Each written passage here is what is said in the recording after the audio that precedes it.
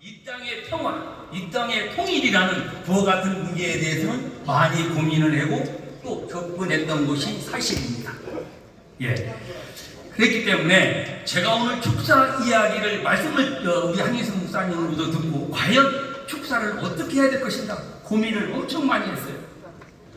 뭐 약속을 하고 안 한다고 할 수도 없는 것이고 그러나 제가 접한 이 땅의 통일 문제, 이 땅의 평화 문제가 현재 대한민국의 당면 과제이다. 맞지요?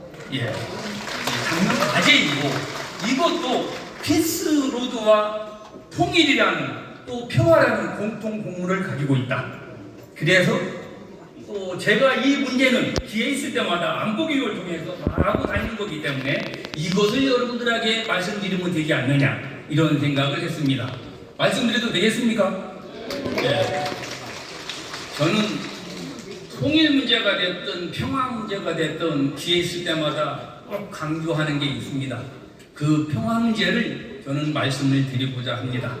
왜 제가 이 주제를 꺼냈냐면 대한민국은 지금도 남북으로 분단된 상태에서 북한의 핵과 미사일 위협에 노출되어 있는 상태입니다.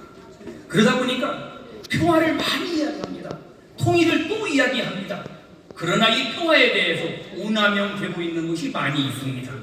그래서 저는 지금 짧지만은 이 계도 중에서 여러분들에게 그것을 말씀드리고자 하는 것입니다. 괜찮겠죠? 네. 평화. 모두가 다 알고 있죠. 전쟁 걱정 하나도 없는 거, 평온한 상태, 이게 바로 평화입니다. 그러나 이 평화는 상태와 상황과 조건에 따라서 안정적 평화와 불안정 평화 두 가지로 나눕니다. 안정적 평화는 뭐냐? 안정적 평화는 전쟁이나 갈등이나 분쟁의 위험이 전혀 없는, 1도 없는 그와 같은 평화를 말하는 겁니다. 이처럼 지속성과 신뢰성이 확보된 평화이기 때문에 우리는 이 안정적 평화를 완전 평화다, 영구 평화다 이렇게 표현하기도 하고 있습니다. 반면에 불안정 평화는 뭐냐? 이것은 전쟁 위험이 있어요. 단 하나라도 있는 겁니다. 0.몇 %라도 있는 겁니다. 그러나 약속이라는, 협정이라는, 협약이라는 이와 같은 특수한 조건에 따라서 이루어지는 평화입니다. 그렇기 때문에 이 평화를 조건부 평화 또는 임시시 평화 또는 이것을 만약에 구걸했다면 구걸 평화 또 비굴한 행동을 통해서 얻었다면 비굴 평화 이와 같이 이야기를 하는 겁니다.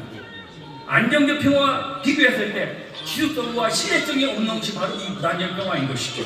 그런데 우리는 이 두 가지 평화 중에서 전자를 원합니까? 후자를 원합니까? 전자를 원하는 것이죠.